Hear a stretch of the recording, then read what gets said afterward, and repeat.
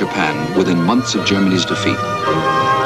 One ominous aspect of the war was not discussed in detail. Yalta was the last conference of the pre-nuclear age. The main business at Yalta was political, the future of Europe. There were some hard bargains.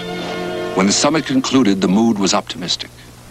We have all bound ourselves to work together to make sure that there is increasing happiness and prosperity for the broad masses of the people in every land, and that nations shall be entitled to live at peace, no longer in fear of vile aggression, of cruel aggression, no longer subject to the hard strains of war.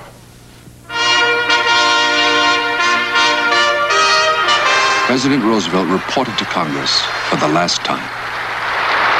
I am confident that the Congress and the American people will accept the results of this conference as the beginnings of a permanent structure of peace, upon which we can begin to build, under God, that better world in which our children and grandchildren, yours and mine, the children and grandchildren of the whole world, must live and can live.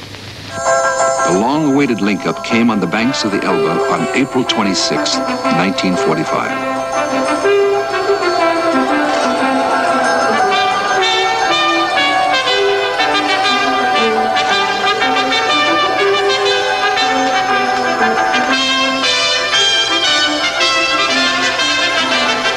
The leader of the reconnaissance patrol, which first came into contact with the Russians, was William Robertson.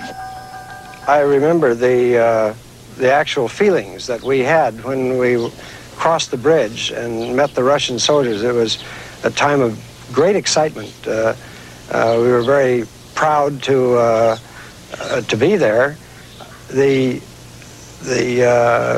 Both the Americans and the Russians were very emotional. It was a very emotional scene. There was a great deal of hugging and backslapping, and the trading of trinkets and watches and pictures. We celebrated, we toasted each other with the schnapps and cognac that the Russians had, and it was a scene of great jubilation.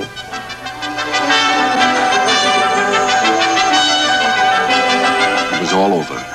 All but the congratulations, the tokens of respect, the celebrations. Marshal Zhukov presented Generals Eisenhower and Montgomery with the Soviet Order of Victory. Only 20 were awarded during the whole course of the war.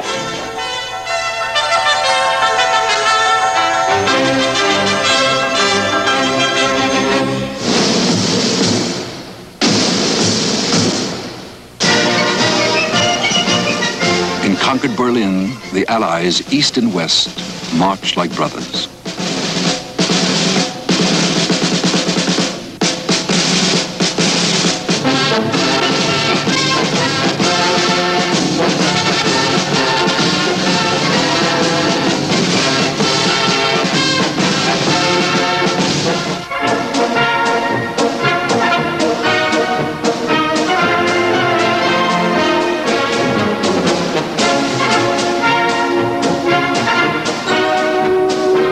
Ambassador Harriman remembers. The Red Army achieved a glorious victory at great sacrifice, and the Russian people resisted the desperate privations which they were subjected to in Leningrad and in other parts of the country. And as I say, we fought together. We have great respect for what the Red Army did. And I'm sure, as Marshal Stalin said, the Allies contributed to the destruction of Hitler. But I do hope this spirit of cooperation between nations that we had during the war can be brought again for peace and the development of welfare of people.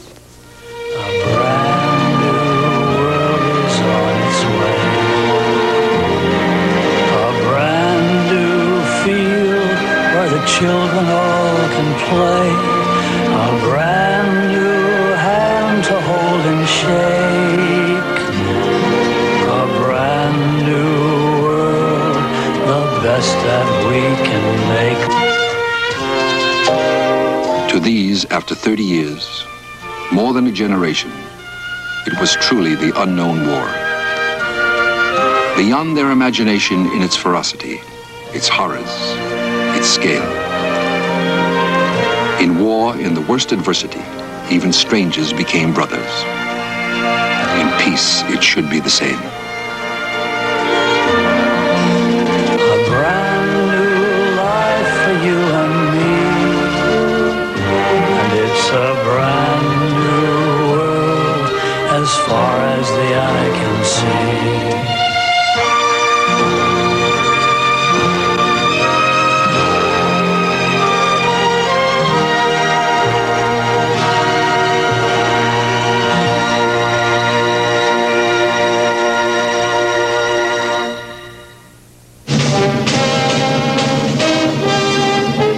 Our next story, the Battle of Berlin.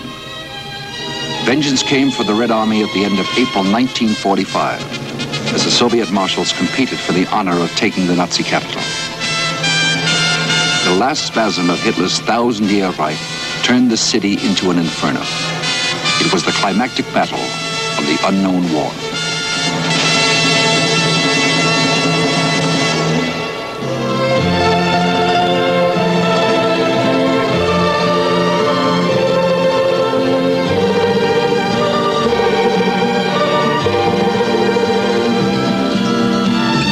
Wednesday, the invasion of Norway tests Churchill's statesmanship on Winston Churchill, the valiant years. Then, on Our Century, Germany's sweeping assault of Holland and Belgium force France to mobilize on the war years. All Wednesday on A&E. Now stay tuned for Women in Politics on A&E Premieres next.